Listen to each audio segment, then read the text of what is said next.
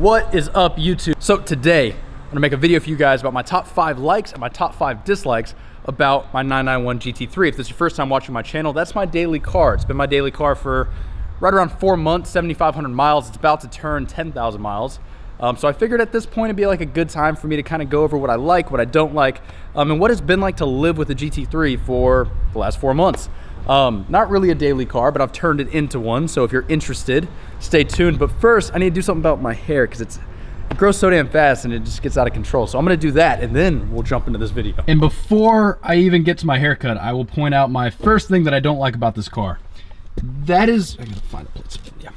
These stupid little cup holders. So you flip this out and that goes in there. So if you want something, God damn it. So if you want something, you flip it and then you pull it out and then you flip this back up. And wow, such technology, but it's really flimsy and loose. I don't trust putting anything in here. And even better than that is when you do have something in here, it's directly over your center console with all your buttons and carbon fiber and everything else. It's like, if something does spill, you're just, I'm not sure what Porsche was thinking with these. Now, to be fair, I know that's like a first world, like stupid, insignificant dislike, but this car is so damn good that coming up with 5 dislikes is gonna be a little bit of a struggle for me.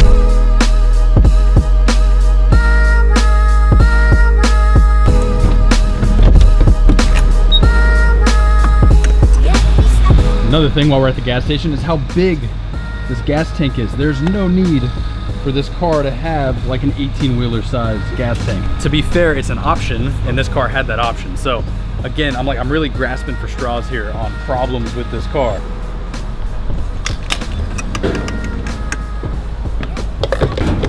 The upside of having a giant gas tank is that you really never have to fill it up. I'm gonna grab some lunch and then I'll continue this video with the things I like, because honestly, I'm gonna stop trying to come up with things I dislike. There's just not enough.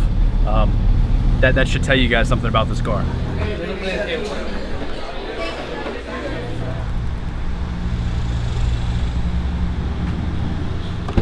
thought for sure they were great.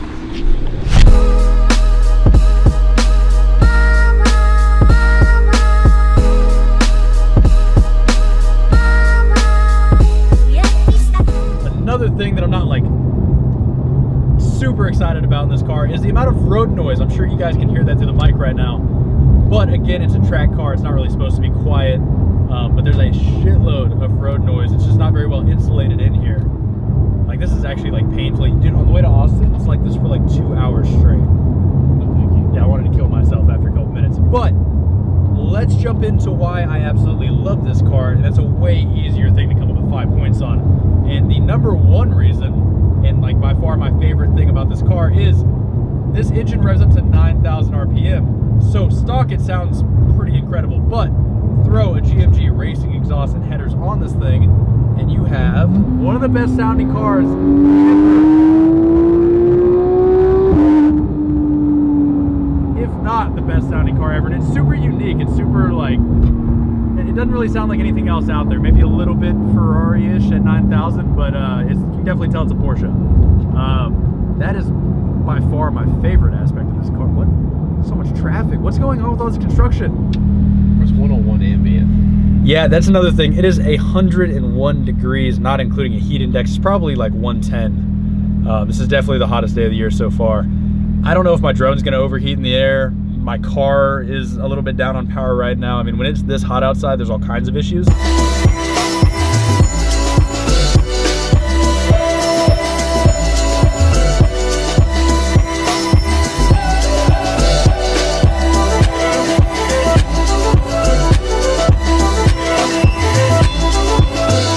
Second point about my car that I love is by far the PDK transmission. A lot of people are like, oh, why would you not get a manual? It wasn't available.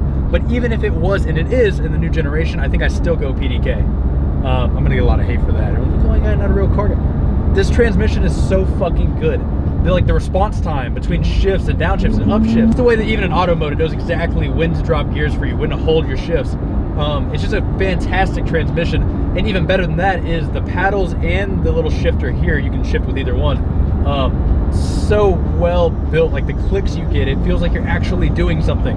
I can't stand when I get in like these American made cars and even some of the German ones, and you pull a paddle and it's just like a fucking Xbox trigger. The kind of like how these paddles work and how they click. And then also this right here is down and up. So you have your options of shifting either way you want. Which is such a good transmission. That's definitely like one of my favorite aspects of this car. And another thing that I think every sports car should have is a front axle lift. So basically I have this button here in the center console. I press that button, the entire front of the car lifts up like, I think it's about 1.5 inches, maybe 2 inches at most. But it lets me get this otherwise like super low to the ground sports car in places that you normally wouldn't be able to get. I had an issue with my M4 being a little too low, as a lot of you know. Every sports car should come with this. We were at the Ford dealership the other day looking at a GT350R, and it's like that car's only got 2 or 3 inches of ground clearance and there's no lift. And at this day and age, I think it should be pretty much standard across the board. Porsche does it with almost all their 911s. Lamborghini's been doing it for a while, McLaren does it, but there's still quite a few sports cars that haven't figured that out. That's definitely something that you should look for in your sports car. So I'm gonna try to keep this to like 5 things that I love, but there's so many things about this car that I'm like absolutely in love with. And one of those things is just the look.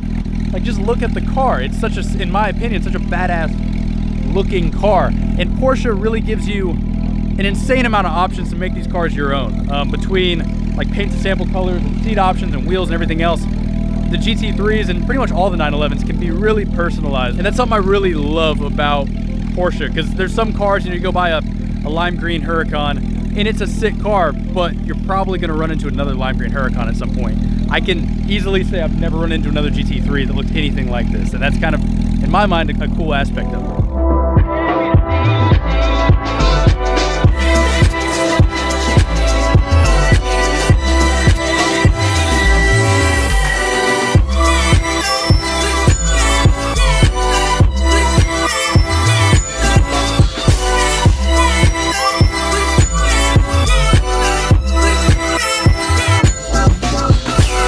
Another thing that I love about this car is the size. Like, I'm on the taller side, I'm like right at 6'5", but in the driver's side and the passenger side, there's more than enough room. I'm gonna try to switch spots without fucking anything up.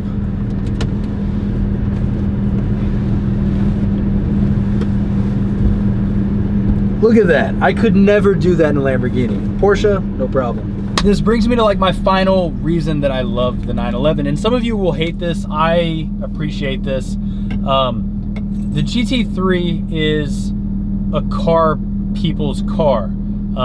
If you're into cars, if you know Porsche, then you know what this car really is. You know how much it costs and everything like that, and you're impressed by it. A lot of people, even people in the car community, don't really know what a GT3 is. So this thing flies under the radar. It's a little bit of a sleeper. You can drive it and, you know, take clients to lunch and stuff, and they never really know that it's $150,000, $160,000, even $170,000 car sometimes.